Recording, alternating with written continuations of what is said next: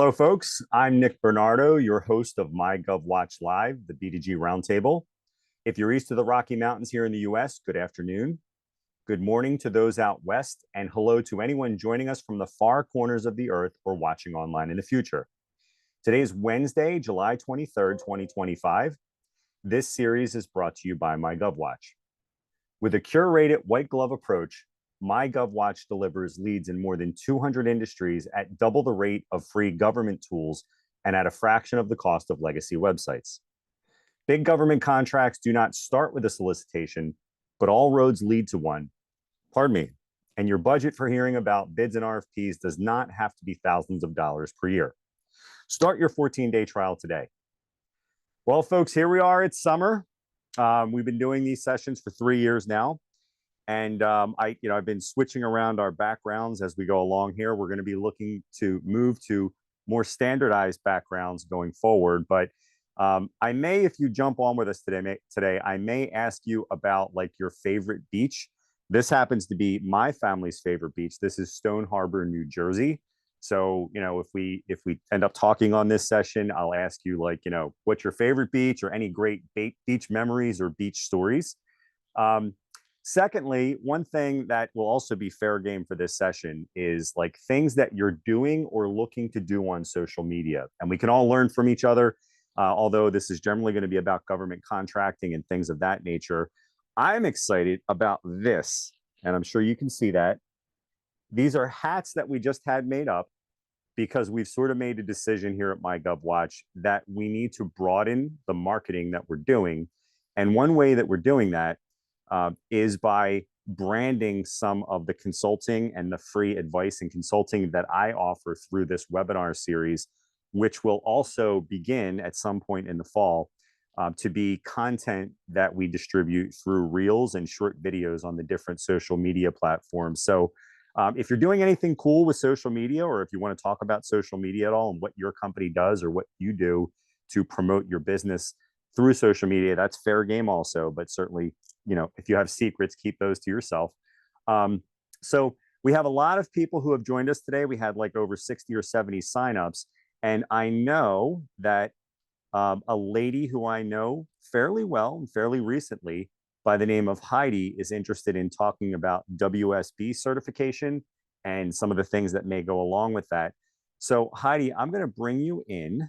Let's make you a presenter or a panelist. And Heidi, can you hear us? Yep, I can hear you. Can you see me? Absolutely. Welcome to MyGovWatch Live. And although I already know the answer, what do you do and where are you joining us from? I'm in Collingswood, New Jersey. I'm a graphic designer, a sole proprietor, women-owned business. I've been doing it for working for myself for about 20 years. I've come at an impasse of the usual things coming into my office in terms of references and word of mouth. So I'm looking to market myself and find, other opportunities out there. I do print and web design, branding, logos. A lot of my stuff is small business, which I love doing, especially like new, someone just getting off the ground and just needs like a little website to get their business started. I love working with them. I also work with University of Pennsylvania, big institutions on print publications and direct mail development projects. Well, Heidi, and you're in a fortunate industry for entering GovCon in more than one way. And we're going to talk about that, but only because we happen to be in the same state. What is your favorite beach? Long Beach Island. Oh, there we go. LBI. LBI Yeah. is a very nice beach area. And we have a lot of them in New Jersey. And for anyone who's ever been in the Northeast, basically anywhere from Connecticut down to Virginia, everyone has a really specific favorite place they like to go when they go to the beach, or as we say in New Jersey, down the shore. So Heidi, as far as it relates to government contracting, isn't it true that a lot of what you've done in your career is working in tandem with other professionals that may not directly work for you, or where you may be the prime and you may have someone else doing something else for you as a sub, or vice versa, where you may be part of a bigger solution? Correct, correct. I work with writers and photographers. Sometimes I'm putting that virtual team together. Sometimes I'm brought in as part of that team. I also have cre creative firms who I'm kind of like their ghost designer or, freelance designer. They're bringing in the work and they put their name on it. And I'm just, doing the work behind the scenes, which doesn't bother me at all. I love, either way. I don't need, the spotlight on me. Okay. Um, so yeah, both ways. Okay. So here's what's really cool about some industries when somebody like yourself wants to get into government contracting. In some industries, you really have to be the principal, meaning you really have to be the direct contractor with the government, where where all of the work must be done by the entity that wins the contract. And there are certainly many contracts where there is no subcontracting allowed. But the nature of sales and marketing, as it were, marketing and things of that nature with government contracts, is that they could care less if they hire someone who then farms out the work, right? Or hiring a team or a joint venture. And because of the nature of some of the things that you do, it is relatively easy to piecemeal certain things. Like if it's a rebrand of, destination marketing, maybe there's a certain beach resort, Stone Harbor, and maybe they're doing a destination marketing campaign and they want to do a website or a new website or just a one-off website for a particular idea. It's a field, I think you'll agree, where it's relatively easy to carve out little pieces. And if there's a prime contractor, to give the work to a sub. So I would just say this and maybe have you react to it.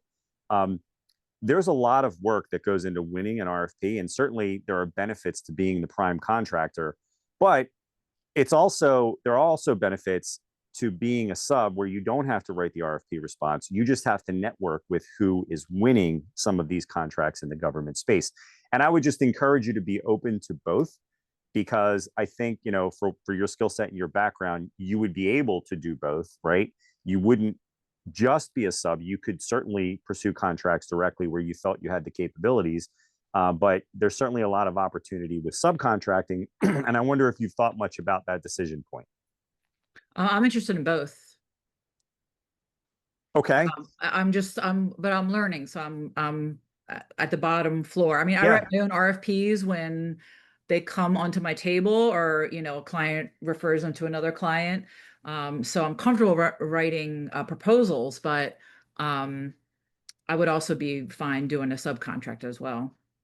Well, and here's what's interesting about the nature of this. So when somebody subscribes to our site, and we try not to be too promotional in these sessions, but this bears mentioning. When somebody uses our site, they can do what's called an open records or open recs access request on our site. So let's say that there's a contract, and let's just use Stone Harbor, and maybe there's a rebrand or a tourism thing that Stone Harbor is doing. Well, the bid comes out in June, right? And maybe you don't bid on it, but you want to know who won, or you want to network with who all the bidders were. A few months later, you can come back to our site and order what's called Open Recs Access. You're buying credits on the site, and then you're applying them to that activity. And then we can go get the following: a copy of the contract that was signed, so you know what the end client's paying, a list of bidders that might show names and phone numbers and email addresses of people that were involved, evaluation criteria of all the bidders, so you can understand, like, why did they pick company A versus B, C, and D? And that'll help you make better decisions about where you should be bidding directly. And even a copy of the winning proposal. I know there's people who signed up for this session today who want to know, like, what does a winning proposal look like? Oftentimes you can get a copy of the winning proposal through an open records request. And I just want to say this: you don't have to use our website to do that. People do it because it provides one key benefit. You get the information, but you're anonymous. So you're not the one requesting it, because they don't like fulfilling those requests, but you still get the information. So I want to make you aware of that and see what you think of that. I was not aware of that. It's huge. It's absolutely huge. So if my strategy were going to be, I want to meet a lot of people who are bidding on government marketing jobs, and I wasn't sure if I wanted to be the prime or if I wanted to understand the pricing better or see what does a proposal look like that wins, I would start doing these open records requests, hopefully through us or even individually. And I think you're going to meet a lot or get a lot of names of people that you're going to want to network with. And you can just call them up, say, hey, I saw that you bid on this contract. Just want to talk about, do you have a roster of people that you use for elements of the work? Fantastic. And I know you wanted to talk about WOSB. And before we talk about that, folks, if you haven't been on our sessions before, and there's always a mix of people who have been on our sessions before and who haven't, just raise your hand and leave it up, because what I tend to do is bring people on, and then Heidi, you can stay on with us or not. But like, if you stayed on with us, it becomes a conversation among multiple people and not just, a monologue or two people talking. So if you have questions after Heidi and I are finished with this piece, feel free to raise your hand and I'm going to bring you on and we'll talk about whatever you'd like to talk about as well. But Heidi, so I understand that you were exploring WOSB, or for those who do not know, federally, the Woman-Owned Small Business designation. Is that right?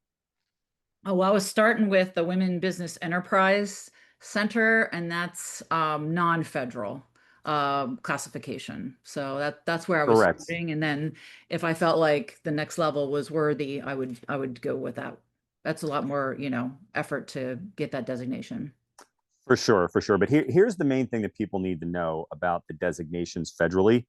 Um, for the WOSB program, the entity that you mentioned is one of a few, what they call certifying organizations. So they're an approved certifier for the federal designation. In your interactions with them, have they mentioned creating an account for you at certify.sba.gov or something like that? No, I'm still going through the process of being approved, so I haven't gone into that phase yet. Okay. All right. I'm not sure if they bring that up or if they will bring it up, but here's where it's leading to. When they approve you and they give you a certificate that says you are officially considered by us, WBNC, of being a woman-owned small business, you will then be taking that piece of paper and creating an account. And I think I have the website up here, and I'm going to drop it into the chat. See if I can put it into the chat for everyone. Yeah, it looks like that's going to work. Everyone. And ultimately, you would then be creating an account at this government website, and then your approval document that certifies according to the third party that you are woman-owned, you will ultimately upload that document, or you will cross-reference a number that they can look up. And the hardest part about the federal government giving someone that designation is feeling comfortable that it really is a woman-owned company. And for those of you who do not know what that means federally, it's not good enough that the entity be 51% owned by a woman.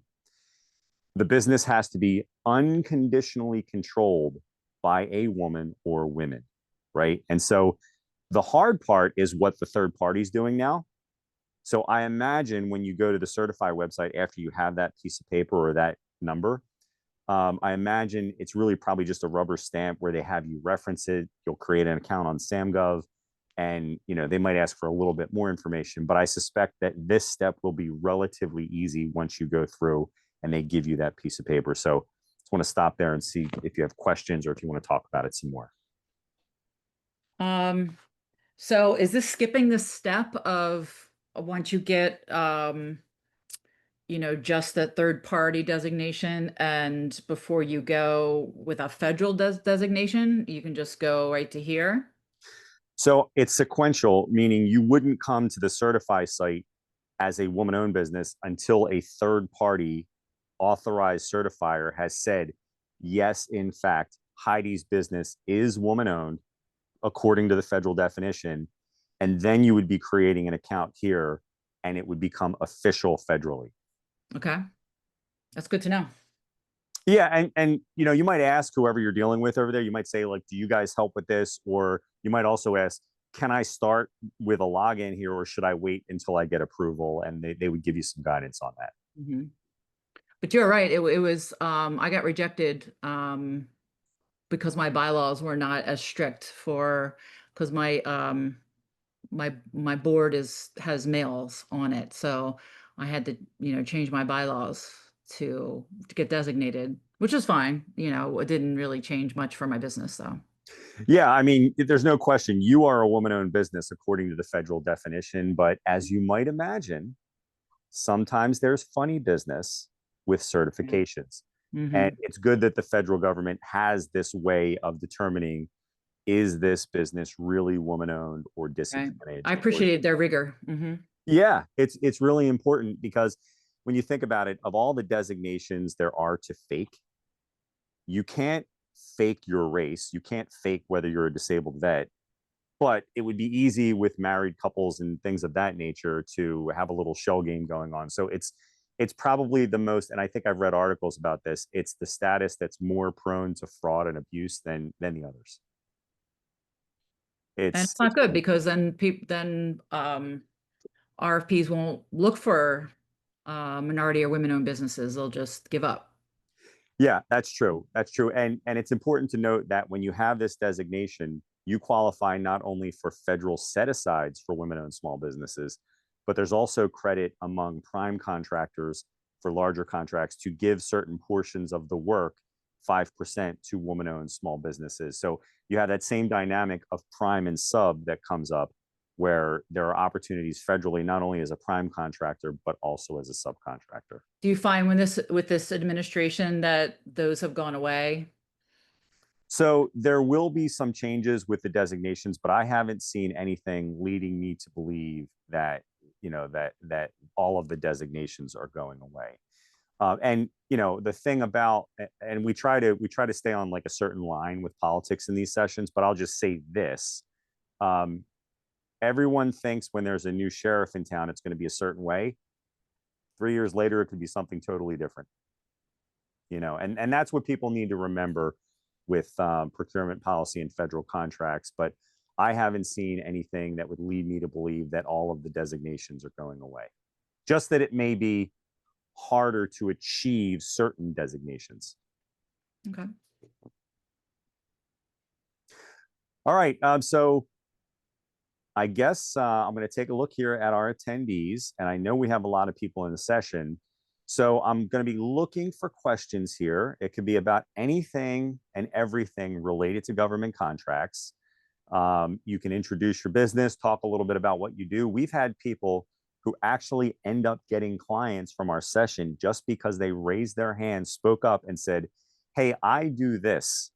And then someone else will say, "Hey, can you get me that person's contact information? I could really, oh, there goes a hand." So before we go further, I'm going to call on Kevin. But before we call on Kevin, Heidi, you want to just talk a little bit about what your capabilities are so that people in the audience know what they are. And again, this will be on YouTube in a few days, and you can always point to it later. Okay.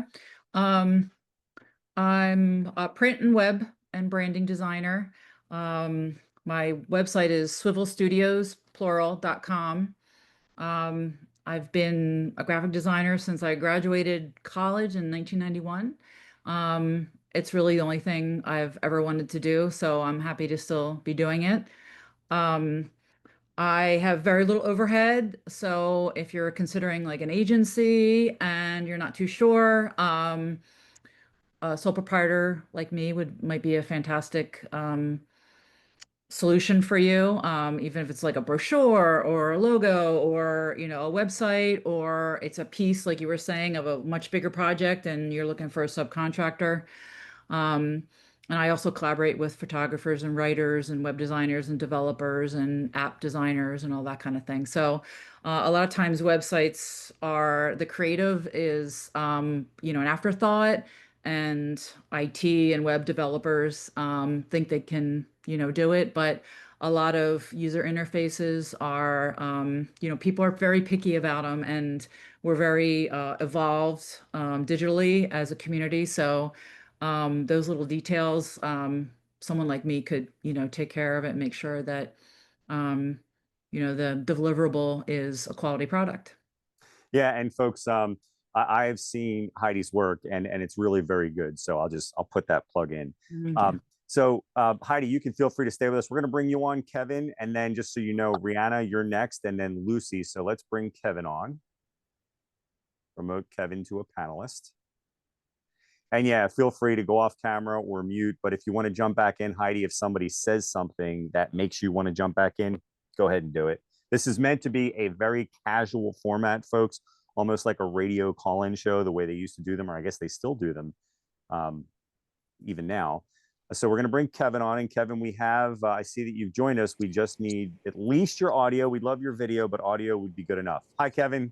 Hi, how's everybody doing today? Welcome to MyGovWatch. And before I ask you what we're talking about today, do you have any favorite beaches or any beach stories that that you can mention? The only beach story that I can mention is where I went to a beach in Freetown, Sierra Leone with my parents. Wow. It was my first experience actually traveling to my parents' hometown. Where they were born, and it was a different type of scene for me to be around people of my nationality.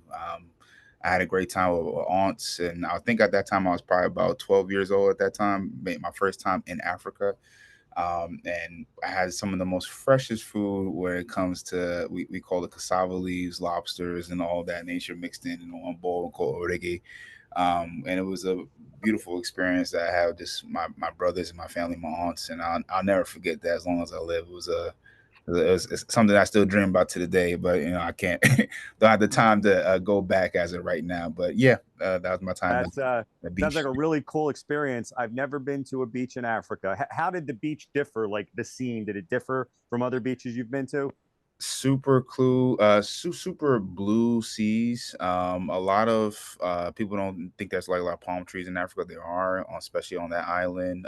But one thing that you'll see a lot is a lot of merchants from all different type of places in Africa that come out to sell different type of materials, jewelries, food, a lot of different things that I just wasn't exposed to at the time of going to beaches. But kind of similar to what you see here from different type of beaches. If you go to like the boardwalk down in Jersey, or if you go to Atlantic City, you'll see similar things of that nature. But just more of just a family oriented vibe, I would say, is what you see in those atmospheres.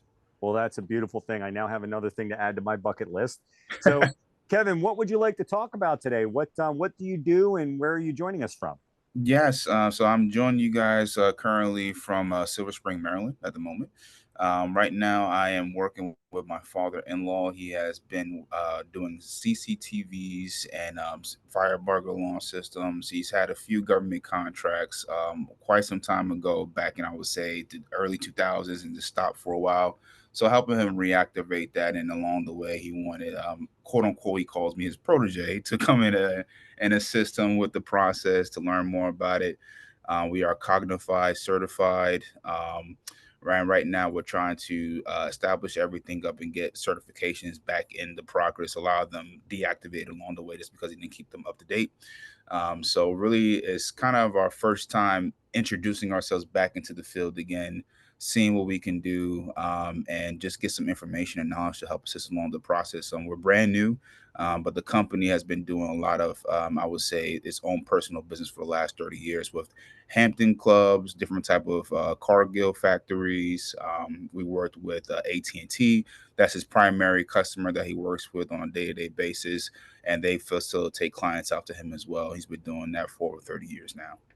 Yeah, I mean, you're in a field where there's just a tremendous amount of government buying. I mean, security, particularly after 9/11, and particularly as tech has taken over the way that every organization operates, Mhm. security, both physical and then, the software end of things, and systems end of things, is just, it's a big deal. And we have, multiple categories on our website where if you do physical security, that's one category you select. If you do software and systems, that's another category. But one big decision point I think you all would have, and let me ask this question. Mhm. Are you working mainly in a small area? Like, what's your geographic footprint?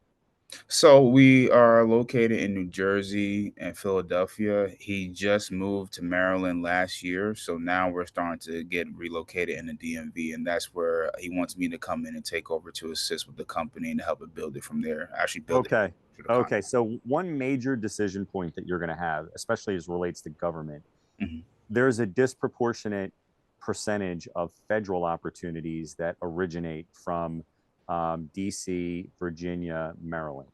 It's something like 70 or 75% of them ultimately originate back to the DC area and then the border states. One of your decision points is like, are you really going after federal work? Are you going after state and local work from Virginia up to New Jersey, or are you doing both? Right? Because the federal sales and marketing process, and they have their own terminology, like that would be one lane that you could go down, or you could go down state and local, or you could do both. But I would just love to see you make that be a conscious choice. And I wonder if you've given that any thought. We've kind of thought about doing both. I'm always a fan favorite of focusing on one and becoming an expert in that field before you try to do both, because I feel like it'd be complicated if you don't know how to manage it both. But that's been the kind of the route that he's been trying to pursue the whole entire time. Okay. And it sounds like the business has been operating quite a while, and you have some name brand clients today, right? You probably do business with some larger employers. Yes. Yeah. Okay. So you all are perfectly positioned to do both. And it's really just a matter of when a company is really trying to break into government contracting as a newer business, it's a lot, the risk of wasting time is a lot greater. But when you have an established company that has real references and has done business over a period of decades, it's really a matter of how much time and effort do you want to put into it. Because if you say to me, well, it's going to be 20% of your time, Kevin, well, you can find a way to fill that time federally and then state and local. You could find things to do. You could actually say, well, I'm going to have a dedicated person, and you would be able to keep that person busy responding to RFPs and maybe doing some outreach and networking. So have you all given some thought to like, how would you budget for this? Because in your case, you will have success because you have real clients. It's just a question of like, are you going through a thoughtful budgeting process to say, here's what we're going to expend over the next year or two? Yeah, we're doing a lot of revamping right now. Originally, because he was more so private owned, so focusing on just working with, like I said, the big name companies, the AT&Ts and everything of that nature, the client list that we obtained from them. We're at a point now where we're trying to start to slowly get rid of a lot of overhead that we had and just try to try to finalize exactly how we want to go about budgeting for focusing on obtaining these contracts, if this is going to be the next step. And that's where most of our focus has been in these last couple of meetings that we've had with a few of our teammates. Okay. Here's what I'll say to you, and I wonder if you could react to this. There are a lot of people out there in the consulting world who will say, well, you shouldn't bid on a government contract unless you knew the bid was coming out before it came out. There is a place for that. There's a lot more risk for you in your marketing with federal contracts, because the larger contracts, the very big national dogs out there, they're going to be doing a lot of relationship building prior to the bid coming out. Now, there's certainly some subcontracting opportunities, or there might be a one-off that you could bid on federally. But I would just say this to you, contrasting state and local, there are so many opportunities around security with state and local contracts. It's a much easier sale where you don't know the people in advance, where you can just respond to the RFP. Gotcha. So I would look at federal as a longer term play where you're going to be meeting people and trying to figure out who are the decision makers, trying to figure out what are some of the purchases that are going to be happening over the next 2 or 3 years.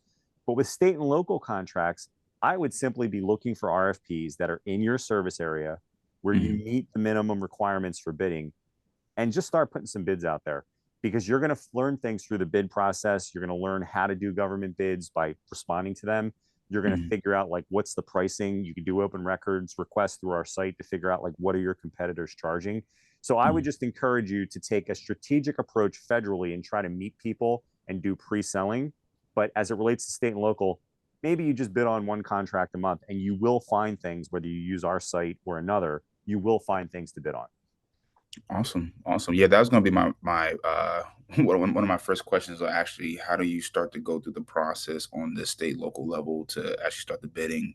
I know for him, my father-in-law is more of an elderly citizen and trying to get more technology savvy along the way. But I want to make sure I can assist with the process and really get the ball rolling. I think there's been a lot of this hesitancy So having this conversation with an expert like yourself would, align us with the tools and resources that we need to actually, get our hat in the ring for once. Yeah, and I would say this, and I appreciate that feedback. There are at any time tens of thousands of state and local contracts that are out for bid. Hmm. Obviously, I'll make a plug for our site, but for $59.99 per month, you can hear what's happening in 6 states, and you will be able to isolate, like, what is related to system security and closed circuit televisions and things of that nature. We will Hmm. be able to put the right leads in front of you. Then at that point, you really just should pick something that makes sense to bid on so that you can start submitting offers on contracts. And I think if you were to spend 6 months maybe bidding on a half a dozen things, I would not be surprised if you picked the right contract that you would win something, because it sounds like you have really good references in the private sector in these markets. We do. We do. We honestly Yeah. do. Yeah. So I would say, it's really just that simple. Start looking for contracts to bid on, whether it be through our site or in some other way. Awesome. And what would you say is typically the process for? I've been through it so many times, just personally for work wise on a government level. But what would you say is the process? How does that process look for more of the state and local bidding process? So they're going to release what's called an RFP or a solicitation. You're going Hmm. to look at the requirements, and they're going to say in the bid, what are the minimum requirements that you must have in order to submit an offer. And it Hmm. might say, well, you must have been in business 3 years. Check. You Yep. must have good financial statements. Check. Hmm. You must have 3 clients that you've done this for that you can provide as a reference. Check. So Gotcha. because you have a substantial business already, Hmm. you will be able to bid on most things by using your commercial references, right? In a Hmm. way that should give you your expectation should be that you should win something in the first year just by bidding on things that seem like they're up your alley. Gotcha. Gotcha. My next question is: there a particular time? We know how things typically drop for government bids, toward usually typically between July and August is where you'll start to see most of the things drop, the awards and everything coming out. For state and local, is that an all year long type of thing, or is it just like September to October timeframe? There are certain government purchases that tend to happen at one part of the year. Hmm. Like, think, for example, snow removal, right? Hmm. So if they have a problem with snow from December until March, Hmm. they're putting that out for bid at a certain time of the year in anticipation of that season. I don't think there's any seasonality to what you do. I think it's a matter of, you know, how is a facilities how are facilities and the requirements of maintaining security in facilities, how is that evolving? And I think organically you'll see things throughout the year involving security and systems. Gotcha. Gotcha. So That's there's helpful. no good time or bad time to jump in. I just think you need to start seeing what are the opportunities and have things start to come your way. And start going for them. My next question is: I know you said that the government should be the long term goal, which it shouldn't be a problem. That makes absolute sense. To obtain those connections, to really build that portfolio of trying to get one of those large contracts in one day, which really become a prime on that level. What would you consider the process for us to start that process as we're starting with the local, state and local, but how do we actually get our foot in the door with going for the big leagues for that one? Okay, and I want to just clarify. So federal is one side, state and Yeah. local is the other. Mhm. And so what I said earlier was that federal contracts might be a little more of a slog, right? And the way that I would go about that is by identifying not only the potential buyers for what you're selling, but Mhm. also how they buy it and how do they announce their opportunities. They're going to be on SAM.gov, but do they announce them prior to the solicitation? So I would be doing things like the following.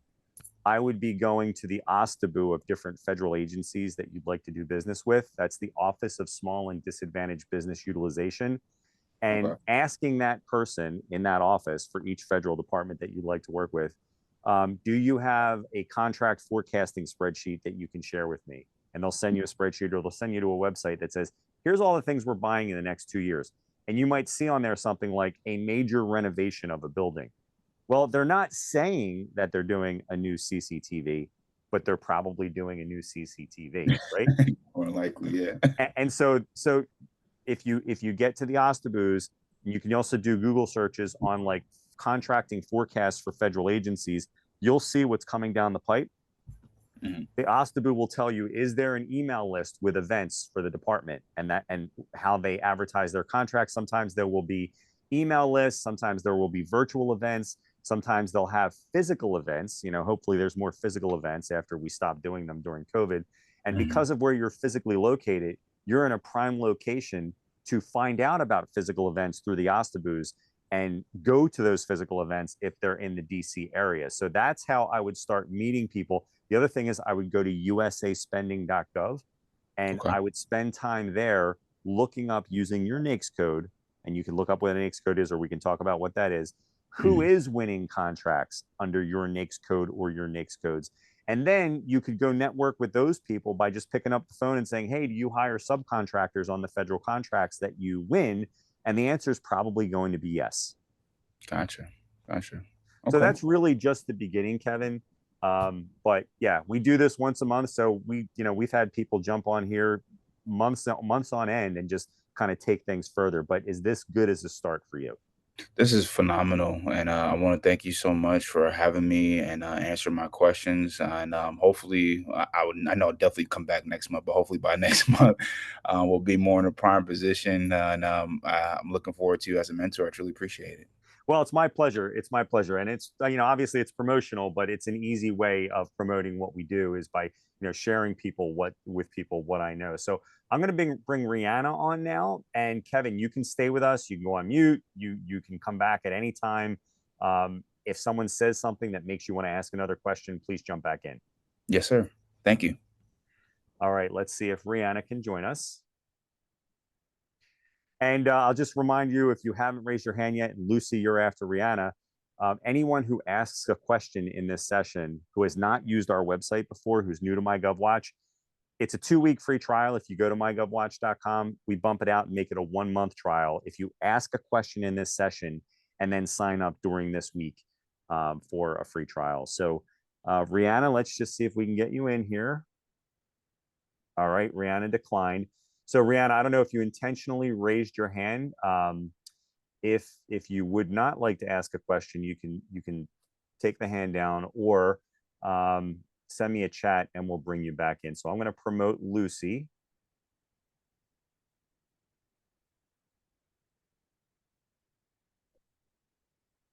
All right, and before Lucy joins us, we have a question typed from Terry. Are there opportunities for financial advisors, retirement planners? 403B, 457 contracts, financial education. Absolutely, Terry. We have entire categories on our website around advisory services involving typically the employees of the organization. So yes, absolutely, there are opportunities around what you're looking for. If you contact me after the event, and I'll put my email in the chat, we can set up a quick call. And even before starting a trial, I can just run some quick numbers for you on certain terms so you can see how often do certain things pop up. So Terry, if you want to talk more about that, just raise your hand and we'll bring you on. And so we have Lucy. Lucy, welcome to MyGovWatch Live. What do you do and where are you joining us from? Lucy. I'm from Texas, although our company is from all over. We are a staffing and recruiting company. I hate to say the term like that because we're so much more than that. We're a community-based platform. And so like all of our folks that we find and place with our clients are vetted. We have working relationships with them. We know personal details about their lives. So it's really a community more than anything. And what we do is we help our clients find software developers or just really super niche technical talent to fulfill their very specific unicorn type needs. And really, we're a smaller company. We're more of a niche company, and we're looking to expand. And I'm just hoping to kind of like gather more information so we can look into getting our foot in the door. We work with clients that are very familiar with government contracts, and some of their contracts unfortunately have been affected because of the administration changes that we've seen. But I'm hoping just to gather more information and see what we can do to become a subcontractor for other sources out there, and also look into gathering information to find those opportunities to do these one-on-one meetups with clients to kind of like put our name out there. Okay, so and before we go further, do you have a favorite beach? And by the way, I ingested all of that, but I promised I'd be asking about beaches. What's your favorite beach? I'm actually a Florida girl, born and raised in Miami, Florida. So if you live on the west coast of Florida, there's plenty of beaches that you know go to. People tend to think of South Beach as being like the most amazing beach, and honestly, I hate it. I think the sand is brown, and the folks are a little bit crazier than what I'm willing to put myself up to. I really like Fort Lauderdale Beach and Hollandale Beach. I have specific reasons for each one, but Hollandale Beach in Florida, South Florida, my kids play there, and they have the opportunity to see dolphins swim by, and folks are crazy on their jet skis and $1 million yachts. So it's kind of a crazy vibe. But then in Fort Lauderdale, it's just calmer. The sand is white and the water is super clear, and it's just a great time. Well, it sounds like paradise. I've been to some Florida beaches, but not those. So every time I talk to people on these sessions, I end up wanting to talk about travel, and that's now on my bucket list as well. So can you describe to me what is like an ideal client opportunity? If you could say, I'm going to make a client opportunity, here's exactly what I hope it looks like. What would, I'm unfortunately I'm not like the big salesperson. I'm like the admin lady. So okay, I've been afforded the opportunity to kind of just go into the research mode now that I have okay. an assistant, which is great. But ideally, I get the sense that the type of client that we would need would just be a client that would have see not even consistent opportunities for us to provide them with talent, and And where they'd be like, this is technical talent, right? yes, technical talent. Ideally, we would love to have folks that we could have contracted out to them for an extended period of time, for maybe a year or two, or if there's permanent roles that we can place for them, that would be great as well. But ideally, it's just to put ourselves out there and form new connections with new clients. Yeah. We do So have some very great established high level clients right now, but it's always good, for growth to see what else we can how else we can help somebody yeah. with their needs. So you have two potential clients in government.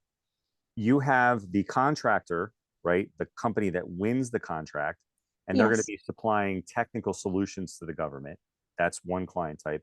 And then you have the government itself, where they may have a technical role that they need to fill, and you're willing to do business with both, right? absolutely. Yes. Yeah. So I think I would give you kind of the same answer, or partly the same answer as I gave Kevin, and that is if you're in the research mode, whether it's our site or another site, it's very inexpensive to hear about opportunities and have a continuous feed of knowing what the government's buying through the bid process. And that's what people are buying when they sign up for MyGovWatch, is a continuous feed of those opportunities. And whether you use our site or another site, what you're going to find is that there are opportunities with both. We did a survey early part of 2024 where we asked government agencies, like, what are their biggest challenges and what are they having trouble fulfilling as far as their contracting requirements. And so many of them mentioned technology. We have so many bids and solicitations on our site involving technology that oftentimes the government can't find a vendor to do what they're looking for. So I would be looking to monitor those procurements to figure out who is bidding on those contracts by using the open records process and the open recs product we offer. And I would also be looking for one-off opportunities where the government directly needs a person to fill a technical role, because you will see those as well. And so if you're simply gathering research on like where the opportunities are, there's nothing like having a continuous feed of those opportunities coming at you in a passive way, the way that our subscription service and others like it can provide. So let me just stop there and see if you have a follow-up question. And Rihanna, I see your hand raised. I think maybe you were not looking to be involved. Jennifer, we're coming to you next. Rihanna, if I'm wrong, you can type something in the chat or submit a question in writing. So Lucy, follow-up questions related to what we're talking about. That makes sense what you're saying, and I really was taking notes when you were speaking with Kevin. I think one of the things that you mentioned were looking into like I guess client meetups. Folks have like I guess Zoom. I would assume like Zoom meetings or Zoom conferences, and then there's also like local conferences that folks can look into. Since our company is we're everywhere. We have remote workers everywhere, and so I know that I can easily ask my salespeople to show up to certain events if that's possible. But how would I? Lucy, let me give you an idea. And as you're talking, you're giving me fodder that I can use to give you an idea. Are you familiar with something called a pre-bid conference? No. Okay. So not always, but often during a bid process, they will have something called a pre-bid conference. Years ago, it would be a physical meeting where you would have to show up to a meeting and talk about like what the contracting requirements were, and you'd have to physically go there. Now it's all moving to Zoom as a very specific thing you could be doing, whether you use our site or another site to get the leads in the first place, is look for opportunities where there's a pre-bid conference advertised as a Zoom event. And I would go to every one of those events involving technology and make sure during the event, just like you're doing here, you say, my company provides staffing IT resources, and I'm just wondering, how can we be put on a list as a subcontractor? And what you're really doing at that point is you're advertising to all the people on that session. And I wonder where would I find these pre-bid conference notices? So we try to be not so promotional on this session, but if you signed up for our site, we would be sending you an email every day that says, here are the new technology purchases. You would click through to read about those, and inevitably you would find some where they're saying in the documents, we're having a pre-bid meeting. It's going to be on August 7th. It's going to be on Zoom. Send an email to this person to be invited. As a ongoing strategy, you could simply show up to those and make sure you say out loud to 30 people, we can fulfill your staffing needs. How do we put our name into the ring as a sub? Gotcha. Thank you. Yeah, and that's a really specific thing you can do, but it sounds like the best thing I can tell you is that you need a feed of leads coming at you. And whether it's our site or another, that's something that I would recommend. Okay, thank you. Do you want to stay with us, Lucy? And maybe you'll think of another question as we go forward? Sure. Okay, so if you could just go on mute, and anyone who's still in our panel, if you're not directly participating, you could just stay on mute until you'd like to join. And let's bring Jennifer on. Jennifer, let me promote you to a panelist. And here comes Jennifer. Hi, thanks for having me. I appreciate it. Hi, Jennifer. Welcome to MyGovWatch Live. What do you do, and where are you joining us from?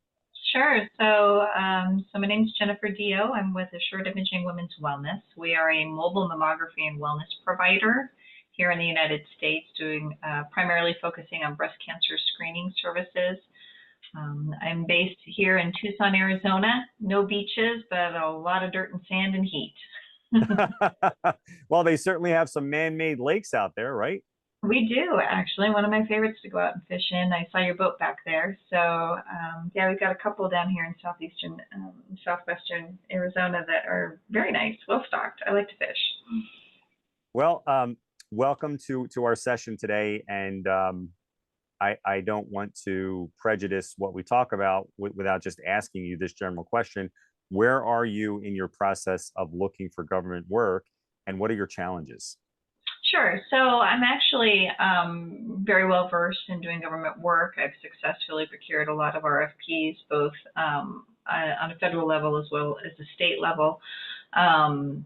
Working with MyGovWatch actually has been fantastic. I utilize it when I build out pipelines for my team and what it is that we do.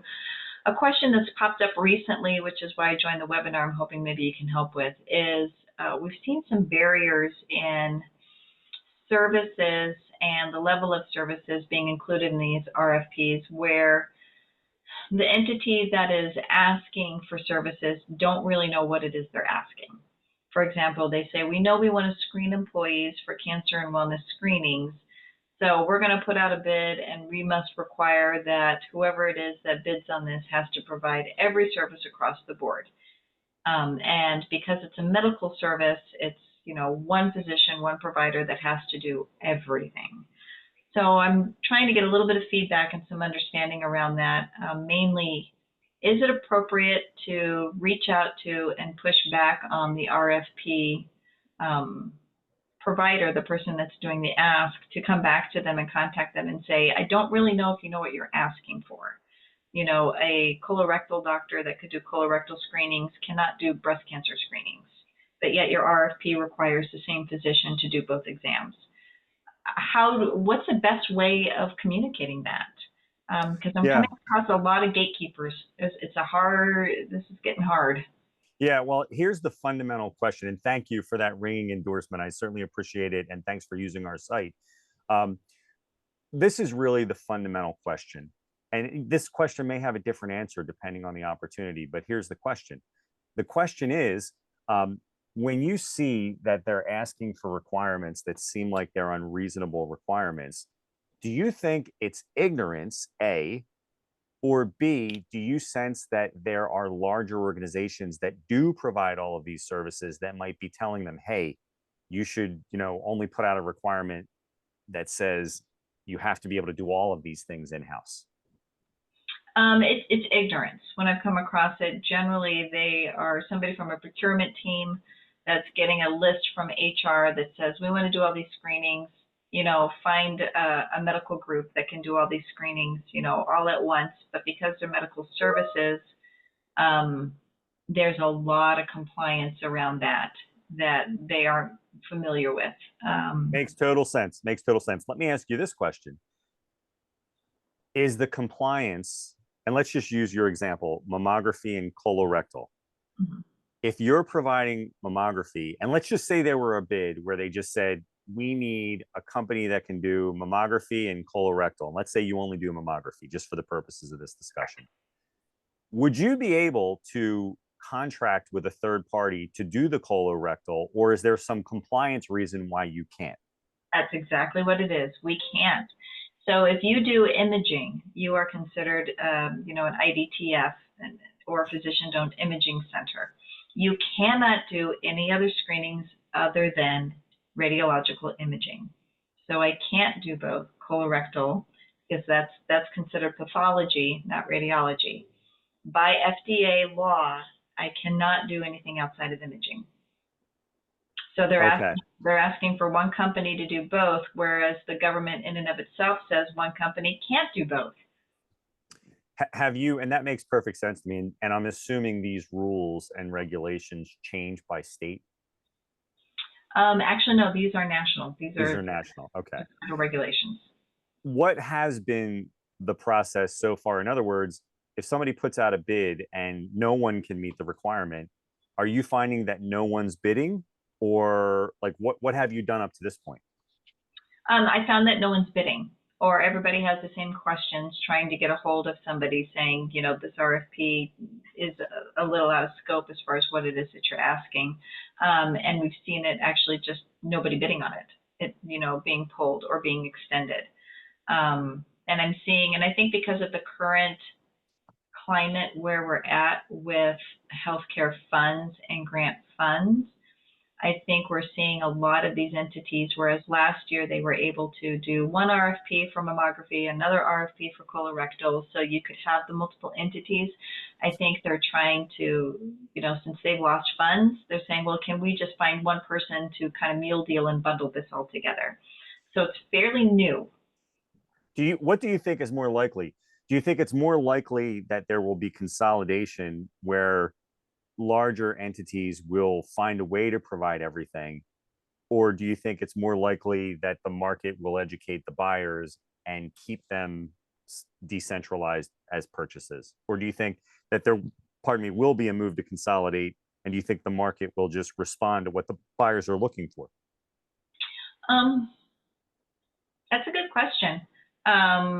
I feel as though at this point there'll be more education, and they'll actually, rather than consolidate, they'll go back to splitting it back out in order to get the services that they need. But in the current, day and age, I could see some larger organizations coming in and trying to kind of package all these services, but it's tricky with compliance. You could have an overarching corporation with different medical entities underneath it. Maybe that's possible, but I still don't see compliance-wise how that would work under the specific FDA requirements. All right, I'm going to give you, and I'm not an attorney, but I'm going to give you something to look at from a legal perspective, and I'm going to give you a practical answer as well. So there's something called an unpopulated joint venture, and I just happen to know about this from government contracting in general, where entities are forming an LLC or a corporation just for the purposes of bidding on a contract. I would, because this is a sort of a intrinsic issue or an existential issue that you're facing, I would look into talking to an attorney about forming an unpopulated joint venture with maybe third parties that you could do business with, and find out, do the national requirements allow for the compliance where entity A and entity B have a joint venture, and can that party provide both and have that be compliant? I would look into that with an attorney. Okay, that's great. Thank you. That's one thing I would do. And then the other thing I would do is, yes, absolutely, during the bid process, when the bid comes out, you absolutely can casually pick up the phone and say, hey, John, or hey, Nancy, it's just a friendly call. We plan on submitting some questions in writing, but I just want to let you know that you might have trouble getting people to fulfill this, and here's why. And make it a very hat in hand sort of deferential favor that you're offering them as a call. And they may pull the bid back based on that, because they don't want to waste their own time. So I think that's probably the reality, is that you're going to have to do a lot of that during the bid process, and continue to do that, where, where you're just going to have to let them know as soon as the bid comes out. Don't even submit it as a question. Just send them a nice email or pick up the phone and say, hey, just want to let you know here. And I would have like boilerplate written, so that whenever a bid comes out where this happens, you don't have to write it again. Just something that's long that says, hey, you might want to consider this, and you might want to pull the bid back, and you might want to send it back out again as multiple solicitations. So I wish I had a better answer on that front, but I would look into joint venturing. And do you have other third parties that you could work with and that you would work with? I do. Yeah. And I would think that if you had 2 or 3 of them, you all might split the legal costs and just see, like, do the national standards allow for this? And that might be a strategy. Great. All right. I really appreciate it. Thank you so much for the insight. Yeah. And Jennifer, you can stay with us if you'd like. Not mandatory. Just go on mute, but you can jump back in. So Ruben, we're going to bring you on. And Jennifer, did you have any follow-up questions, you can feel free to ask. And if not, that's fine too. No, that was the crux of it. I appreciate it, but I'll hang and listen, because y'all got a lot of good stuff to say. Yeah, it's a lot of fun doing it this way. It's unscripted, and there's always new things that come up. Yours is certainly a topic that hasn't come up in MyGovWatch Live before. And so we'll have Ruben, and people are being a little shy with their cameras. That's okay. If you have video, that's great. Just audio is fine too. Ruben, I think you're not muted. Can you hear me? Yes, I can hear. Can you see me? Welcome to MyGovWatch Live. Ruben, what do you do, and where are you joining us from? And is there a beach there? Well, lake-ish, yeah, in Chicago. So there is the Lake Michigan down the street, but I'm out in the western suburbs in the St. Charles area, so northwest of O'Hare. I don't know if you're familiar with the area. Yes, I am. And I just want to stop you there, because I went on a family trip last month. Yeah. And I can't believe I've been in beaches all over the world, literally all over the world. For the first time, I went to a beach in Western Michigan, just across the lake. We took the ferry from Milwaukee over to Muskegon, drove up about an hour. I have to tell you that the beach in Western Michigan was probably one of the most beautiful beaches I've ever been to in my life. Oh, okay. I've never been there, but yeah, it sounds beautiful. With fresh water, and so it's not as sticky as or salty as like an ocean or so. Yeah, But yeah. So What do you do and where are you joining us from? I mean, I know so tell us a little bit about what you do is really what I should say. Yeah. No, sure. No, definitely. Yeah. So first of all, thanks for having this. This is my first time and I wasn't really sure what to expect, but from what I'm hearing, it sounds pretty interesting. I'm the RVP of sales with a data center, retail co-location facility. And, essentially we're looking for help identifying or finding RFPs, RFIs that are out there for companies that are looking for a co-location in the Chicago, Atlanta, Miami area. And yeah, that's pretty much the reason for joining. It seems like you guys have a lot of tribal knowledge on how to get involved with those. And right now it's almost just with my network on essentially hunting and pecking, if you will. So there has to be a better way outside of the channel side. So Yeah. And so how big is your geographic footprint? Because this is a technical service. I mean, really, you can do it anywhere. So how big is your service area? it doesn't matter. Like I just closed a deal with a gentleman from out of India, and they're still in India, and they popped into our data center. We configured everything for them, handed them the keys. So that's just one. We have Latin America in there as well. We have folks from Canada. Pretty much the service can be it's irrelevant, you know. Right. Right. Okay. And you have clients all over. So how are you finding or hearing about your RFPs today? Um, Hunting and pecking a couple Yeah. times. Yeah. Yeah. I mean, I hope this doesn't feel like an infomercial because I try not to make this too promotional, but you really just need a service, whether it's our site, we think ours is the best. But what all of the aggregators are doing, just think of it this way, there are thousands of places where government RFPs are posted, and it's literally thousands. And instead of you hunting and pecking, the systems go out at night, gather everything up. And then here's the tricky part. Anybody can go gather the data. That part's not hard. It's putting the right leads in front of the customer based on, and we use some artificial intelligence, we use keywords, we're using different things to put the right leads in front of people. So it feels passive, right? So every day you get an email, if it says co-location, it's going to be right at the top of that email. So something on a Thursday that isn't on our site today, it's going to be right at the top of your email the next day. And it can feel like a passive thing if what the government, with what you're selling is something the government regularly buys, which they do. And if they tend to call it the same thing, it can feel like a very passive experience where you just have to look at one email a day and you'll know that the government's covered. And then it's the private sector where you really have to spend time. Gotcha. Oh, because you're engaging, if you end up signing up for a trial, it says 2 weeks on MyGovWatch.com. We bump it out, we'll make it 30 days. And there's some onboarding and some hand holding that happens as a part of that. And as far as opportunities that do come through GovWatch, do you know how many of these type of opportunities, and it can be colo, it can be retail colo, or it can be like a full MSP solution with connectivity to like AWS and the full gambit. So in GovWatch, do you know like what percentage of the opportunities that come by are going to be dedicated towards that sector, or is it just depends on what's out there, obviously, but on a regular basis, like how is it 20% are going to be 5% or? So the number for you is, here's what's not relevant. It's not relevant what percentage of all of our opportunities are related to what you do.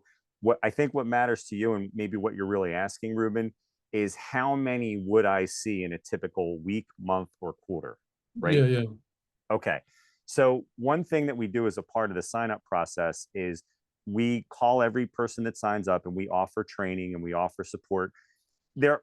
So client A would be, let's say you were I don't know, an architect. When an architect signs up for our site, they feel like they're drinking from a fire hose. And it's not a question of whether or not there's enough leads. It's only a question of, do they like our website at that point? With your stuff, it may be a matter of, are there enough leads to justify the subscription? And in your case, I just did a search on co-location, managed services, and MSP, and I came up with 321 results from this year. Okay. So now we're 7 months in, right? So you could just do the math on that. And that's just those 3 terms, right? Okay. So once you start adding other things, the count would be higher. So now, 321 divided by 7, that's how many at a minimum you would see. Okay. Okay. No, that's pretty good.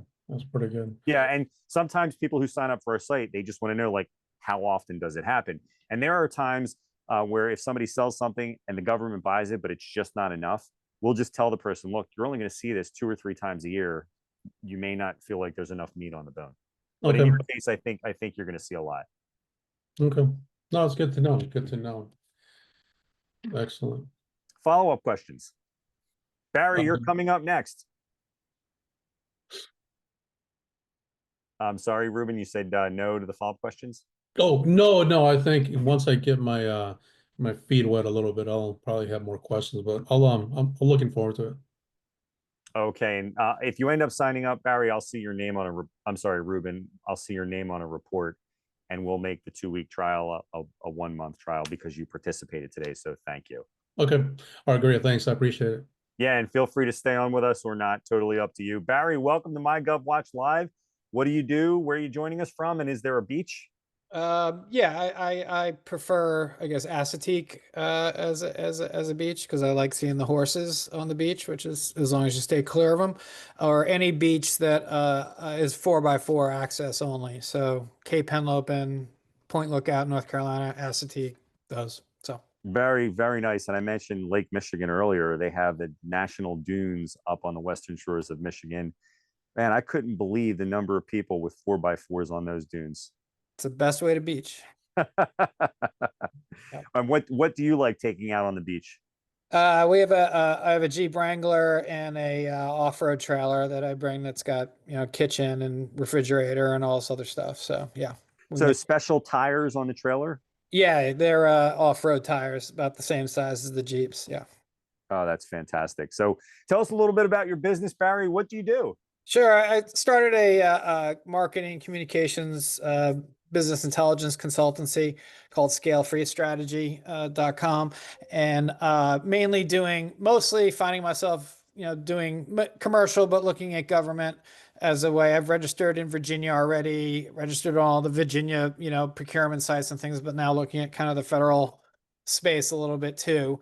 Probably not big enough to be a prime, but looking for partners and things like that where I can fit in. I came from a larger government contracting agency, and we were always looking to fill out the small business requirements by partnering. So now I'm looking to be on the other side of that. I guess the question I had was mostly, are there opportunities? I'm a small business, and I'm halfway through the SAM process now. So I'm a small business, but not an 8A, not a minority or women owned.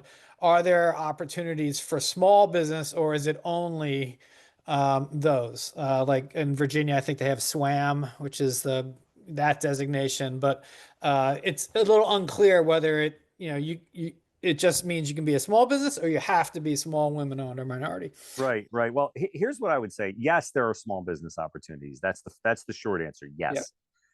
And I would say this to Heidi. I would say this. I think Kevin might have mentioned something about it. But businesses that qualify for these certifications, they shouldn't look as the certifications as the silver bullet that will get them a contract. And you probably already know this, Barry, so stop me if you do. Yeah. It's almost like, just that last little thing that might get you over the top. If they're looking at 2 bidders and one's a small business or one's minority owned or woman owned and the other's not, and if they have goals, they may use that just as a tiebreaker or to help seal the deal. So yeah. I always try to encourage people to compete on merit, but certainly if you are a small business and if there are set-asides for small business, then you can compete on that basis. But it sounds like you have experience with both federal and non-federal. Is that right? Yeah. I've at my larger agency, I was at had experience with USDA, CDC, lots of bigger, larger contracts. And you don't mind being a sub, or you want to be a prime as well? No, I don't. Anything doesn't matter. Yeah, sub is fine.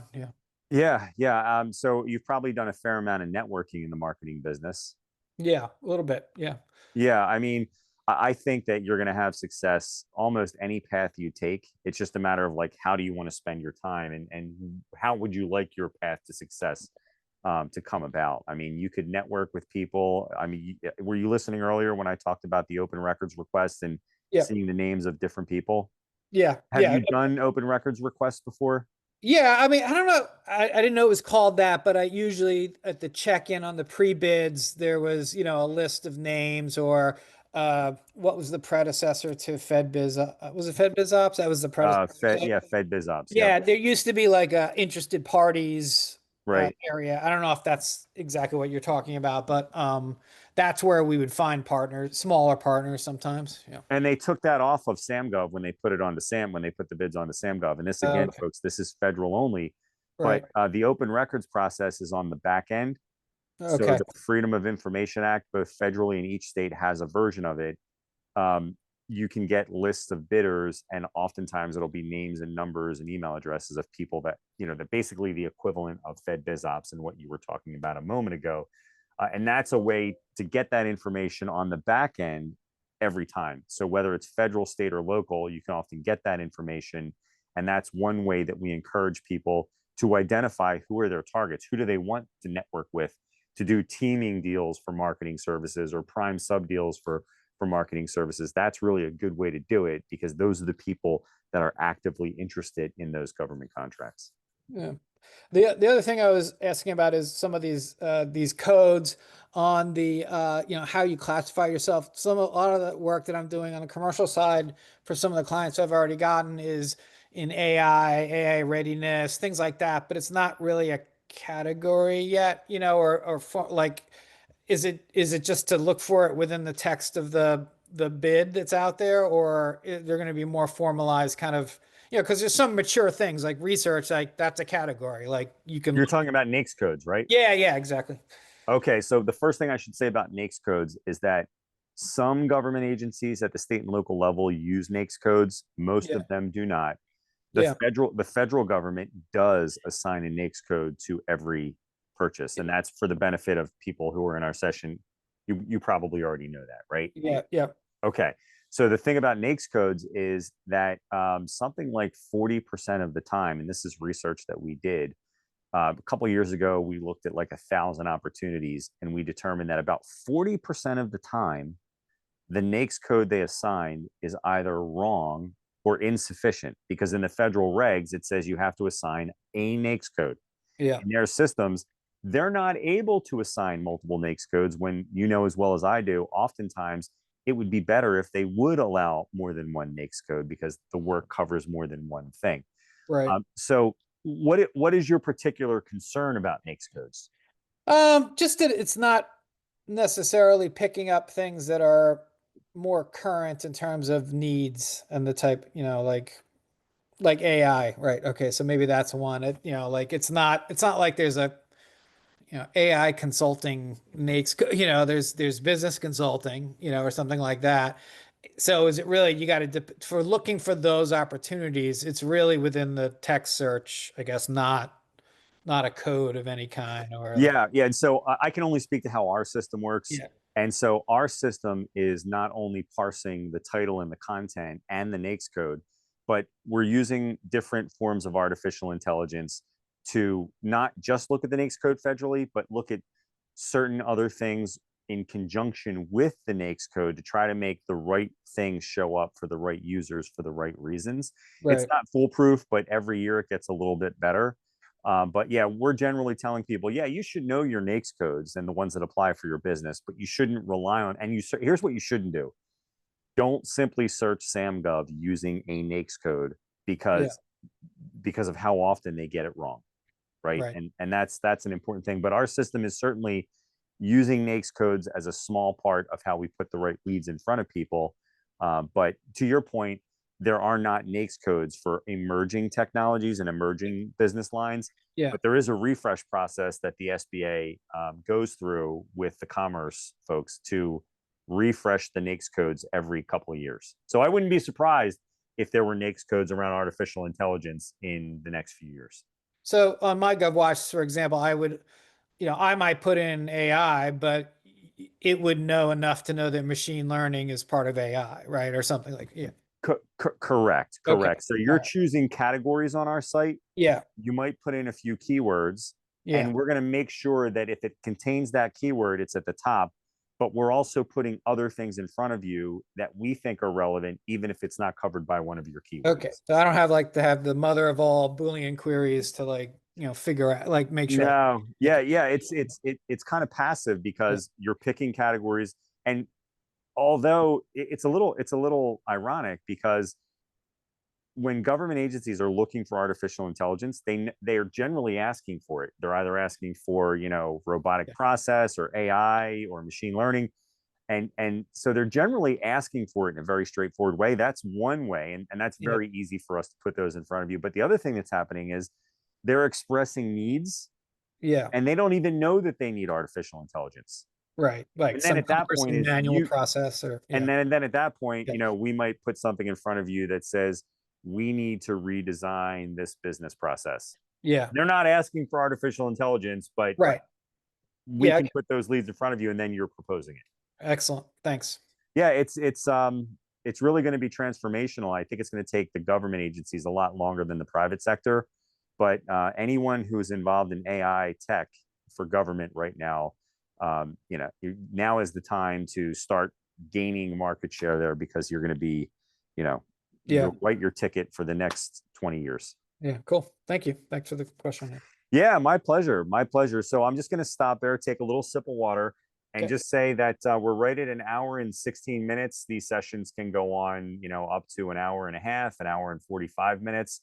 But I just want to stop there and see if there are any questions or more questions before we consider ending the session early, which I don't like to end the sessions early.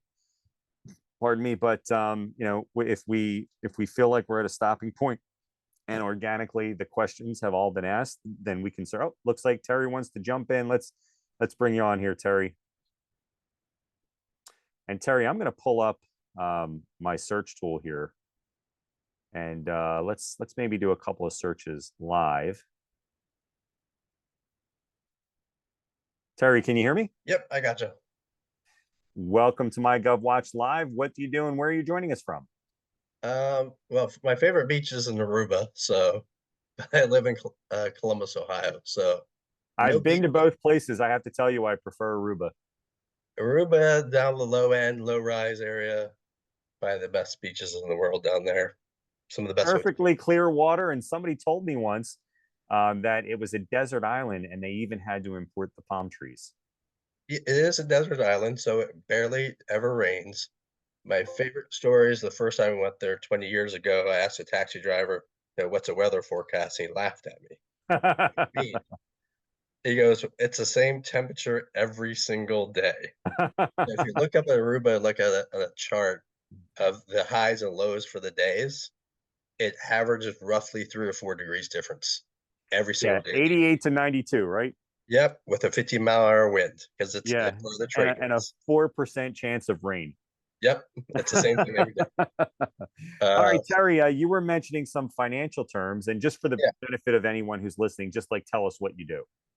Yeah, so I have a practice with a partner, and we do retirement planning, financial planning, money management, insurance, you name it. In our practice, we do it all. And we do move more into some of the 401k, 403b, 457 space.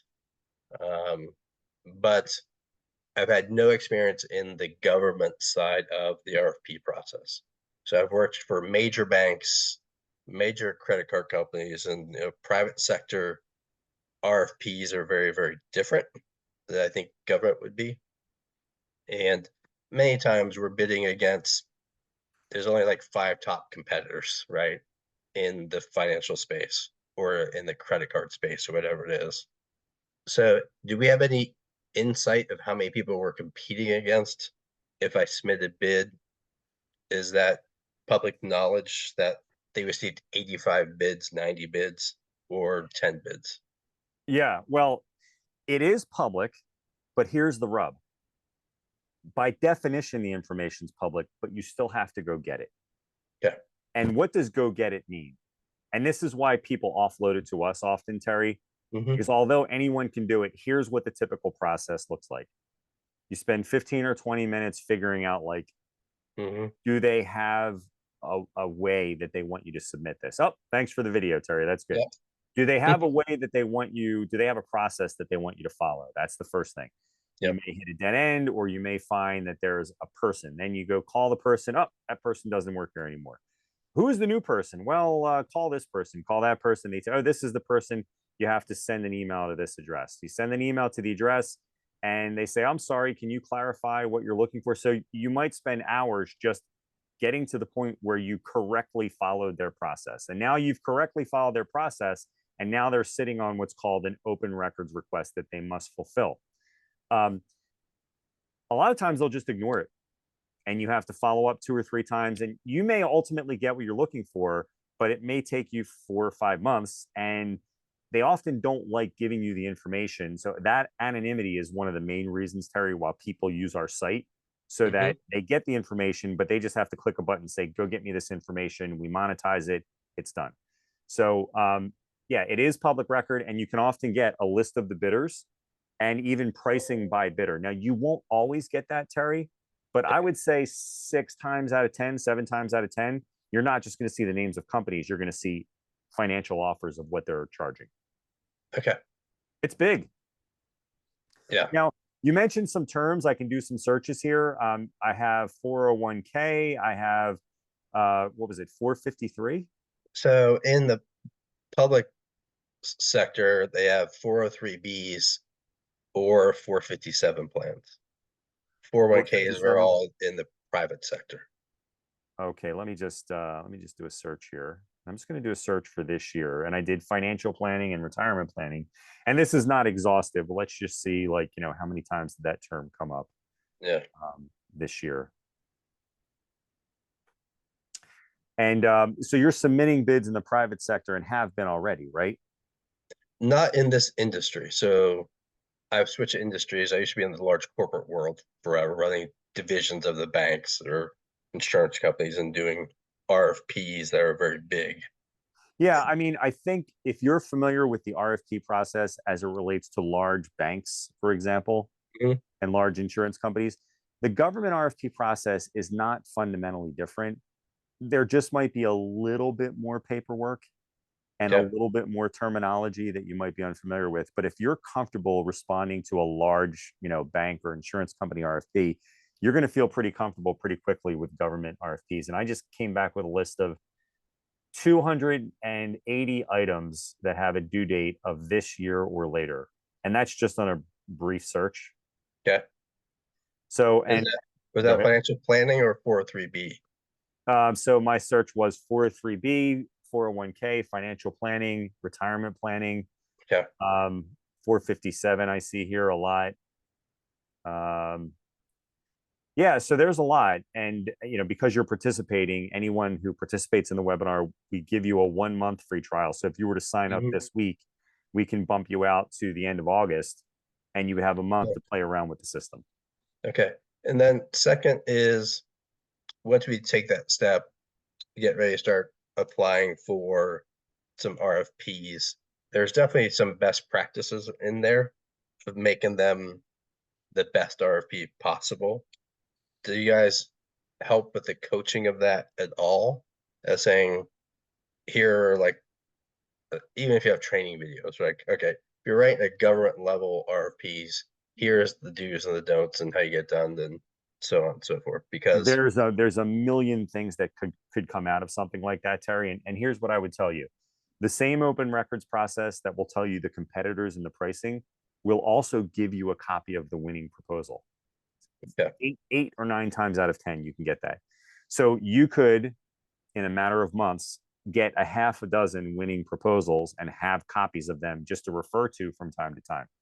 One thing that we, would certainly do on a session like this, if you were to fulfill an open records request or, get something like that, we could certainly talk about like what you were able to obtain, or even talk about your proposal, right? Without necessarily sharing the fine business details of it. I would certainly be happy to look at something that you're wanting to submit and comment on it in a way that is not invasive or intrusive. Okay. Yeah, and that's something that I would just do. Okay. And you did mention something, maybe having a quick one-on-one call. Is that possible as well? Yeah, absolutely. Like if you wanted to take a look at the site together and talk about things, I would certainly be willing to do that. All right. I have your email address. I'll reach out to you. Yeah, thank Okay. you, Terry. I appreciate that. And I'm just going to stop there unless there's follow-up questions, Terry, and just see if there's anyone else. Let me look in the Q&A here.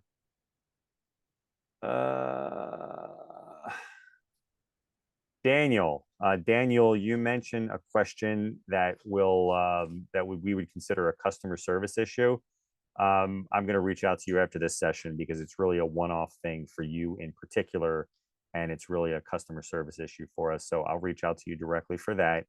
And I'm at a stopping point here, and we'll just see if there's any additional questions before we wrap things up. So going once, going twice, that kind of thing, folks. I'm just going to share my screen.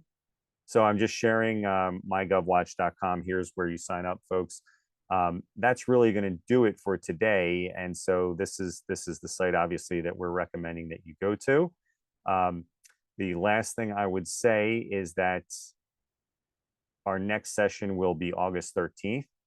So folks, that'll do it for today's edition of MyGovWatch Live. Remember, if you're not already a subscriber, start your free 14-day trial of MyGovWatch.com today. If you want to win more government contracts for less, you'll be glad you did.